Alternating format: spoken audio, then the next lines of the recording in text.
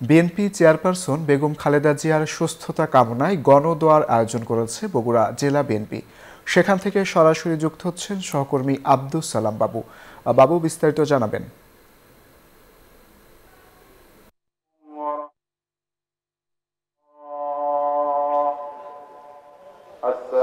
বগুড়া জেলা বিএনপির উদ্যোগে শহরের আলতাপনা খেলার মাঠে গণদোয়া মাহফিল কিছুক্ষণের মধ্যে শুরু হবে।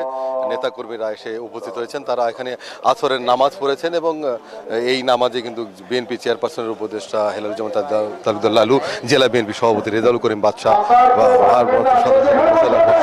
এবং বিএনপি জাতীয় নির্বাহী কমিটির সদস্য বিপি সাইফুল ইসলাম, আলী আসগর তালুকদার, জয়নাল আবদিন চান সহ সাবেক সংসদ সদস্য আলাস কাজী রফিকুল ইসলামকে আমরা দেখেছি, তারা কিন্তু এখানে উপস্থিত হয়েছেন এবং বিএনপির নেতা কর্মীরা কিন্তু তারা আজকের এই কর্মসূচিতে অংশ নিয়েছেন।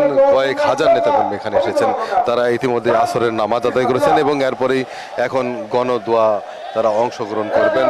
জেলা বিএনপি অঙ্গ সহযোগী সংগঠনের সর্বস্তরের নেতাকর্মী আজকের এই দোয়া মাহফিলে অংশ নিয়েছেন।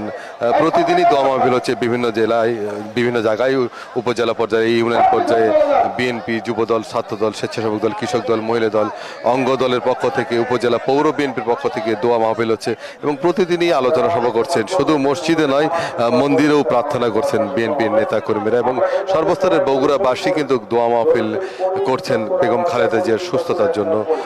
এবং আজকেও বগুড়া জেলা বিএনপির আয়োজনে এই দোয়া মাহফিল অনুষ্ঠিত হচ্ছে এবং দোয়া মাহফিল ইতিমধ্যেই নেতাকর্মীরা উপস্থিত হয়েছেন।